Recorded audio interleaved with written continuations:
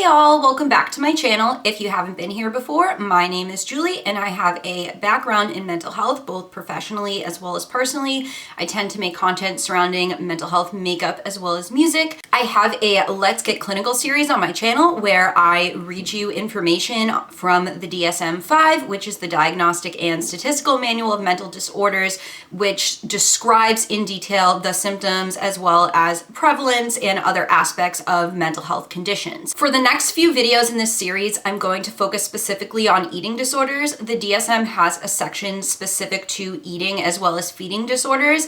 I'd like to get into feeding disorders as well, but for this week, all the videos I'm going to be posting have to do with eating disorders specifically, those being anorexia nervosa, bulimia nervosa, binge eating disorder, as well as orthorexia. Although it is not in the DSM, it is acknowledged by mental health professionals for the most part, and I have found some information on it. For today's video, we are going to start by covering anorexia nervosa. If you haven't watched any of my Let's Get Clinical videos before, the way I go about it is I describe the symptoms of the mental health condition, the prevalence, and treatment options. However, there are a good amount of treatment options for eating disorders, and I'd like to make a video where I go into detail about all of those and how they differ depending on what specific eating disorder you are enduring in your life. So let's get into it. According to the DSM-V, anorexia nervosa has specific diagnostic criteria.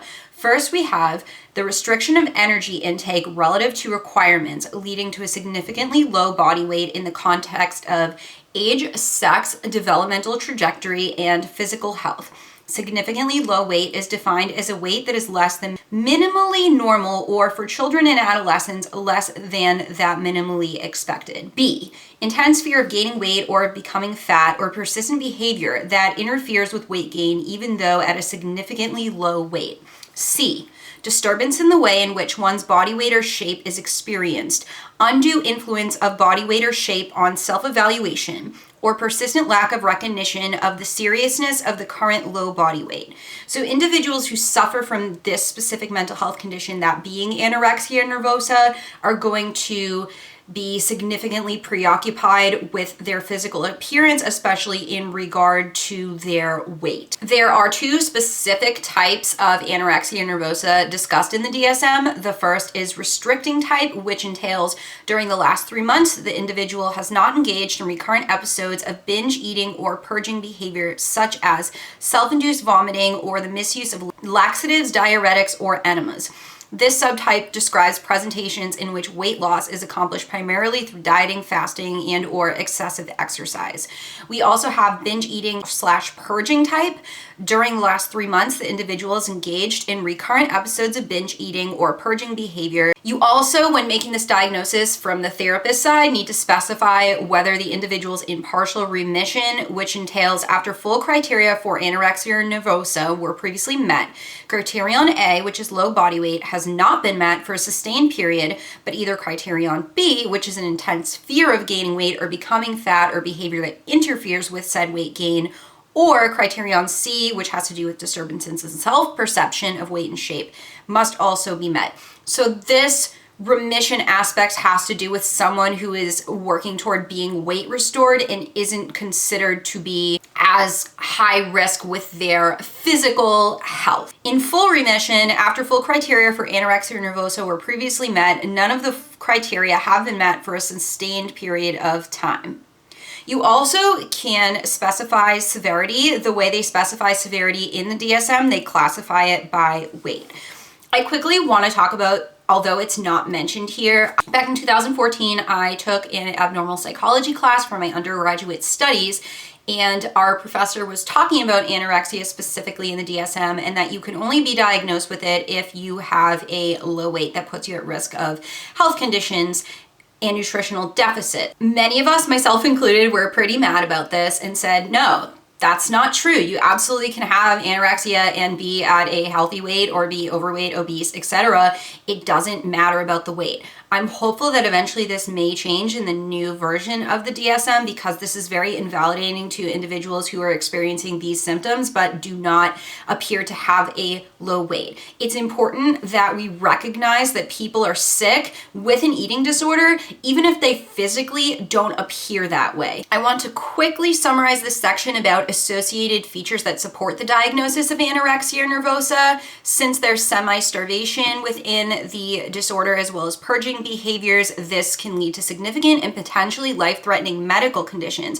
You also, since you're nutritionally deficient in certain aspects, can negatively impact major organ systems and lead to other disturbances.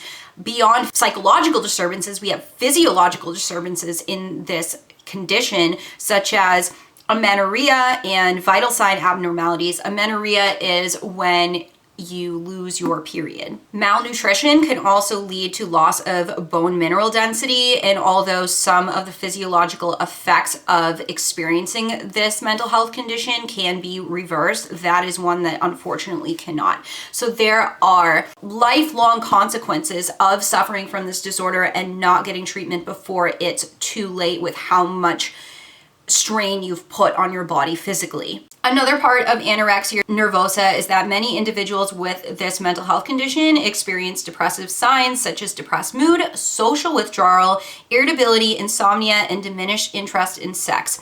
I want to discuss the social withdrawal piece because I've previously talked about on my channel how for any mental health condition, social withdrawal is one of the worst things you can do, but especially specifically for eating disorders. There are also obsessive compulsive features within eating disorders, which is why there's a strong overlap between OCD and eating disorders, since there's persistent obsessive intrusive thoughts, and then there's compulsions that are acted on, whether that's starvation, restriction, over exercising, purging, binging, etc. Other features that can occur alongside anorexia are concerns about eating in public, feeling ineffective, a strong desire to control one's environment, inflexible thinking, limited social spontaneity, and overly restrained emotional expression. Individuals with the binge eating purging type of anorexia nervosa tend to have higher rates of impulsivity and are more likely to abuse alcohol and or other drugs. It's also important to mention that there is a subgroup of individuals with anorexia nervosa that exhibit excessive levels of physical activity, and this can precede the onset of the disorder. And this increased activity, which is at an unhealthy rate, can accelerate said weight loss. Let's get into prevalence. According to the DSM-V, which was published in 2013, the 12-month prevalence of anorexia nervosa among young females is approximately 0.4%. Less is known about prevalence among males. Thanks, society. That's a rant for another day, but anorexia nervosa is far less common in males than in females, with clinical populations generally reflecting about a 10-to-1 female to male ratio. According to a website specific to national eating disorders, I do want to get to some warning signs associated with anorexia. An individual who dresses in layers to hide their weight loss, someone who's preoccupied with aspects such as weight, food, calories, and dieting, refusing to eat certain foods, especially specifically carbohydrates. They may complain of digestive issues such as constipation, abdominal discomfort. They may deny feeling hungry. They may develop food rituals such as eating foods in specific orders, excessive chewing. They may cook meals for others without eating. They may make excuses to avoid meal times or situations involving food. They may express a need to burn off calories after taking them in. They may have a very rigid exercise regimen. According to the ANAD website, which stands for the National Association of Anorexia Nervosa and Associated Disorders, we have prevalence at 0.9% of American women suffering from anorexia nervosa in their lifetime. 1 in 5 anorexia-related deaths are unfortunately by suicide. About half of anorexia patients have comorbid anxiety disorders such as obsessive compulsive disorder, as well as social phobia, which again, as I previously mentioned, there is a high overlap with OCD tendencies and symptoms within eating disorders, and having social phobia, or commonly referred to as social anxiety, this would also make sense that this would be a prevalent issue because of being socially withdrawn and being afraid of people judging the way you look or making comments. There are a variety of treatment options for eating disorders depending upon the severity of the disorder, and if someone is physiologically at risk, they may require a partial hospitalization, or they may need to be in a residential setting for a period of time. According to the National Eating Disorders website, if a patient is medically stable but the eating disorder impairs their functioning without immediate risk and they need the daily assessment of their mental status, then a partial hospitalization may be helpful for them. So this may take the form of a day program where someone gets treatment during the day and then goes home at night and practices their skills. An individual with anorexia nervosa or another eating disorder who is determined as medically unstable because they have unstable or depressed vital signs, they have acute health risk or complications due to other medical problems, as well as rapidly worsening symptoms of their eating disorders. And if they are suicidal or unsafe, they absolutely need to be in an inpatient setting to preserve their safety and wellness as well. So depending on the severity of the disorder, you may need various levels of care. Outside of this, psychotherapy can be very helpful for any eating disorder, and I'm going to get into the types of treatment options, but quickly, just for the sake of this video, we have CBT, DBT, family therapy, psychodynamic therapy. I'm going to get into what all these are and how they're helpful and what specific disorders within eating disorders can benefit from these treatment options.